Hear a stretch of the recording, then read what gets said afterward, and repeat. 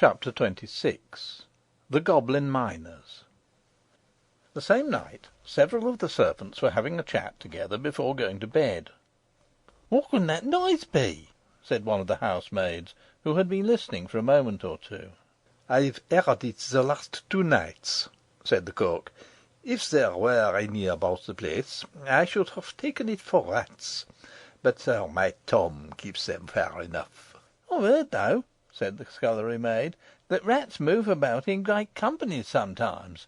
There may be an army of them invading us. I've heard the noises yesterday and to-day too."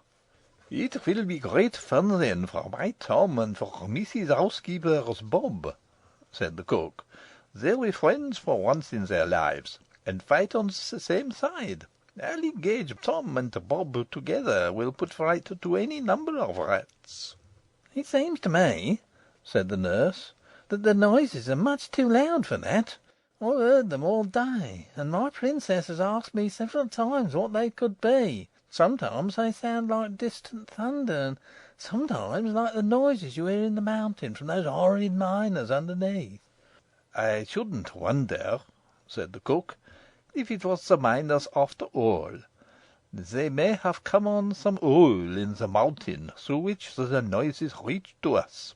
They are always boring and blasting and breaking, you know." As he spoke, there came a great rolling rumble beneath them, and the house quivered. They all started up in a fright, and rushing to the hall found the gentlemen at arms in consternation also. They had sent to wake their captain, who said from the description that it must have been an earthquake, an occurrence which, although very rare in that country, had taken place almost within the century. And then they went to bed again, strange to say, and fell fast asleep without once thinking of Curdie, or associating the noises they had heard with what he had told them. He had not believed Curdie. If he had, he would at once have thought of what he had said, and would have taken precautions. As they heard nothing more, they concluded that Sir Walter was right, and that the danger was over for perhaps another 100 years. The fact, as discovered afterwards, was that the goblins had, in working up a second sloping face of stone, arrived at a huge block which lay under the cellars of the house, within the line of the foundations. It was so round that when they succeeded, after hard work, in dislodging it without blasting, it rolled thundering down the slope with a bounding, jarring roll, which shook the foundations of the house. The goblins were themselves dismayed at the noise, for they knew, by careful spying and measuring, that they must now be very near, if not under, the king's house, and they feared giving an alarm. They therefore remained quiet for a while, and when they had begun to work again, they no doubt thought themselves very fortunate in coming upon a vein of sand which filled a winding fissure in the rock on which the house was built. By scooping this away, they came out in the king's wine cellar. No sooner did they find where they were than they scurried back again like rats into their holes, and running at full speed to the Goblin Palace, announced their success to the king and queen with shouts of triumph.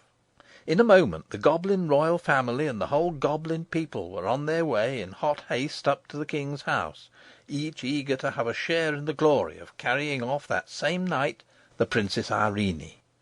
The queen went stumping along in one shoe of stone and one of skin. This could not have been pleasant, and my readers may wonder that, with such skilful workmen about her, she had not yet replaced the shoe carried off by Curdie. As the king, however, had more than one ground of objection to her stone shoes, he no doubt took advantage of the discovery of her toes, and threatened to expose her deformity if she had another made. I presume he insisted on her being content with skin shoes, and allowed her to wear the remaining granite one on the present occasion only because she was going out to war. They soon arrived in the king's wine cellar, and, regardless of its huge vessels, of which they did not know the use, proceeded at once, but as quietly as they could, to force the door that led upwards. Chapter 27.